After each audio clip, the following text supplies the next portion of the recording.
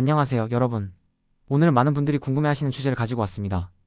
바로 처음 1억 모으기 그 다음 단계에 대한 이야기인데요. 아마 많은 분들이 처음 1억 모으는 게 정말 어렵다고 생각하실 겁니다. 그런데 제가 오늘 드릴 말씀은 조금 다릅니다. 처음 1억 모으는 것보다 더 어려운 건 3억이 아니라는 거예요. 왜 그럴까요? 지금부터 저와 함께 그 이유와 해답을 찾아봅시다. 재테크 전문가들이 하나같이 강조하는 게 있죠? 바로 1억 원을 모으는 게 재정적 독립의 첫걸음이라는 사실입니다. 이 1억 원이라는 숫자는 단순히 큰돈의 의미를 넘어서요. 자산을 관리하고 투자하는 능력을 키우는 데 있어 정말 중요한 전환점이 됩니다. 처음 시드머니 1억을 모으고 나면 그때부터 비로소 복리 효과라는 마법을 제대로 경험할 수 있게 되거든요. 복리 효과, 이 녀석은 시간이 지날수록 우리 자산을 기하급수적으로 불려주는 아주 강력한 원리입니다. 1억 원 정도가 되어야 이 복리 효과를 눈으로 직접 확인하고 체감할 수 있는 최소 기준이 된다는 거죠. 자, 그럼 1억 원을 모은 다음에는 어떻게 해야 할까요? 그때부터는 단순히 저축하는 것을 넘어 투자와 전략적인 자산 배분을 진지하게 고민해야 합니다. 투자에는 늘 위험이 따르지만 우리의 위험 성향에 맞춰 배당 성장주 ETF, SPY, VOIVV, S&P 500 ETF 같은 다양한 투자처를 활용할 수 있습니다. 중요한 건 이제 돈을 모으는 것만큼이나 돈을 굴리는 관점으로의 전환이 필요하다는 겁니다. 그럼 1억 원을 모은 이후의 자산 증식 전략에 대해 좀 더 자세히 알아볼까요? 첫째, 저축은 계속 유지하되 투자를 병행해야 합니다. 1억 원을 모았다고 해서 저축을 멈추거나 줄여서는 안 돼요. 기존의 저축 수준을 유지하면서 투자를 함께 해나가야 자산 증식 속도를 더욱 높일 수 있습니다. 물론 증액 저축은 잠시 멈출 수 있겠지만 꾸준한 저축 습관을 이어가는 것이 중요합니다. 둘째, 전략적인 자산 배분이 필수입니다. 김경필 전문가님도 강조하셨듯이 1억 원 이후에는 위험 성향에 따라 예금, 채권, 주식 등 다양한 자산에 분산 투자하는 것이 중요합니다. 그래야 안정성과 수익성, 이 두 마리 토끼를 동시에 잡을 수 있습니다. 한 곳에 몰빵 투자는 절대 금물. 아시죠? 셋째, 철저한 위험 관리가 필요합니다. 투자는 항상 위험을 동반해요. 그러니까 투자하기 전에는 충분히 공부하고 필요하다면 전문가의 조언도 참고해서 신중하게 결정해야 합니다. 묻지마, 투자는 망하는 지름길이라는 점 꼭 기억해주세요. 넷째, 수입을 늘리는 노력을 게을리하면 안 됩니다. 단순히 돈을 아껴 모으는 것만으로는 한계가 있어요. 부업을 시작하거나 자기 개발을 통해 몸값을 높이는 등 수입원을 다각화하는 노력이 반드시 필요합니다. 투자의 재료는 결국 현금 흐름이니까요.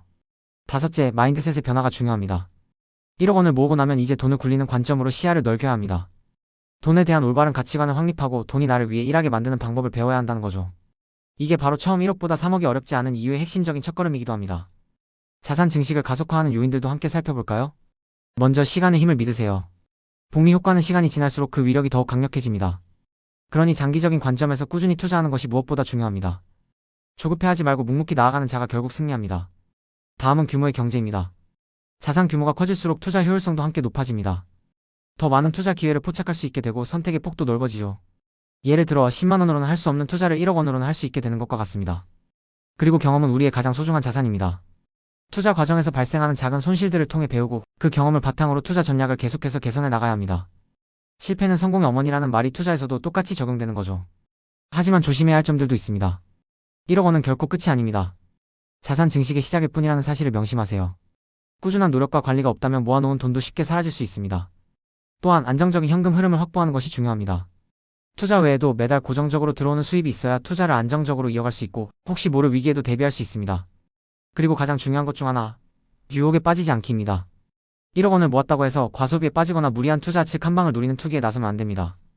돈이 생긴 만큼 우리의 멘탈과 그릇도 함께 키워나가야 해요. 멘탈의 연금술이라는 책에 나오는 부자의 그릇, 빈자의 그릇 이야기처럼 그릇이 준비되지 않으면 잠시 큰 돈을 가졌어도 결국 다 날아가고 자신의 그릇만큼만 남게 되거든요.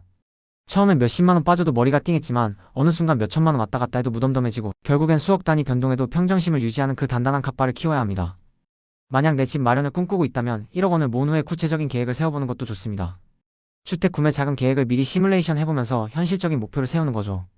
그리고 김승호 회장님의 돈의 속성, 박성현 작가님의 부의, 인문학 제갈현열 작가님의 월급쟁이 부자들 같은 자산 관리에 도움이 되는 좋은 책들을 읽으면서 지속적으로 학습하는 것도 잊지 마세요.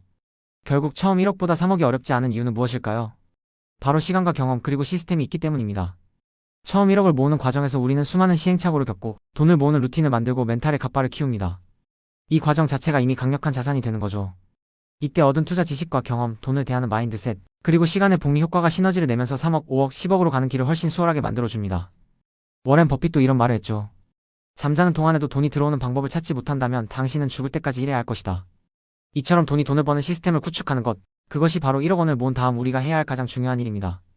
단순히 돈을 긁어 모으는 행위가 아니라 우리가 뿌린 씨앗들이 비옥한 땅에 떨어져 수백 배의 결실을 맺을 수 있도록 지속적으로 관리하고 키워나가는 과정인 거죠. 여러분, 이 모든 걸 실행에 옮기기 위한 첫걸음은 무엇보다 끝까지 살아남는 것입니다. 아무리 좋은 전략도 포기하면 소용없어요. 우리가 멘탈을 단단하게 다지고 꾸준한 루틴을 가지고 장기적인 안목으로 투자에 임한다면 처음 1억 원을 모으는 것보다 그 다음 3억, 5억을 모으는 것이 훨씬 쉽고 즐거울 겁니다. 이 모든 여정을 함께하며 여러분 모두 경제적 자유를 이루시기를 진심으로 응원합니다. 파이팅!